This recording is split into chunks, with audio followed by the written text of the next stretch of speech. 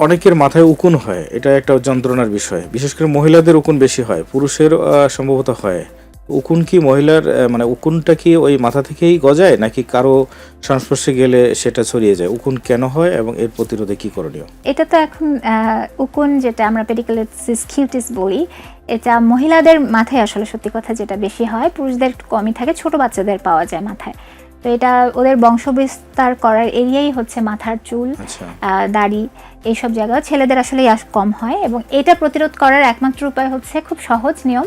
বাড়ির যতজন মহিলা আছে সবাই এই যেগুলা অ্যান্টি লাইসের যে শ্যাম্পুগুলো পাওয়া যায় সেগুলো তার আগে লোশন, এই লোশন দুটোই কিনবে। এই লোশনটা দেখা যায় যে 1 থেকে 2 ঘন্টা আগে সবাই একসাথে মাখবে, একদম স্কাল্পে ঘষে ঘষে, কারণ এই উকুনগুলো থেকে গেলে এরা তো পরজীবী। এরা লোশন, হ্যাঁ, প্রথমে লোশনটা আমরা ব্যবহার করব, প্রায় 2 ঘন্টা মাথায় দিয়ে রাখবে সব মহিলারা।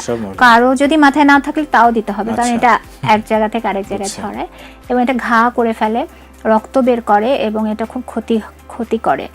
সেক্ষেত্রে আমরা ওই লোশনটা ব্যবহার করার পরে অ্যান্টিলাইসের শ্যাম্পু ব্যবহার করে ফেলবো। এটা যদি পরপর 2 দিন আমরা করতে বলি, 2 থেকে 3 দিন সবাই মিলে করলে এটা নিরাময় খুব সহজে সম্ভব। তার মানে উকুনের প্রতিরোধ উকুনের সমস্যা থাকলে সেটা সমাধান আছে অবশ্যই। এটা সাবান পাওয়া যায়, শ্যাম্পু হয়, অনেক কিছুই পাওয়া যায়। এটা জটিল কিছু না?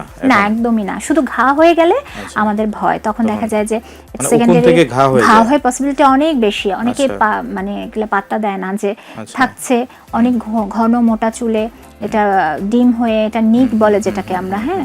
সেক্ষেত্রে আমরা ওই যে উকুনটাকে মেরে ফেললে এরপরে দেখা যায় যে চুল, অনেকে প্রবণতা আছে যে একেবারে টাকু করে দেয়, যে বিয়ার্ড করে দিলাম, যে চুলে অনেক বেশি উকুনের অত্যাচারে। হ্যাঁ, এটা করতেই পারে, কিন্তু আসলে খুব জরুরি না, খুব জরুরি না।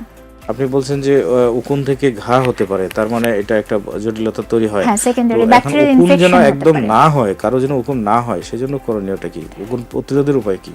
এটা তো আসলে খুব এটা সম্ভব না। যারা আসলে উকুন মাথায় দিয়ে আসছে, এরকম যদি আত্মীয় স্বজন বাসায় আসে বা এটা অটোমেটিক্যালি ছড়ায় যায়, হ্যাঁ, এটা অটোমেটিক্যালি হবে। সেক্ষেত্রে তাদের আমরা বলবো যে আলাদা পরিচর্যা করা দরকার, যেটা প্রতিদিন।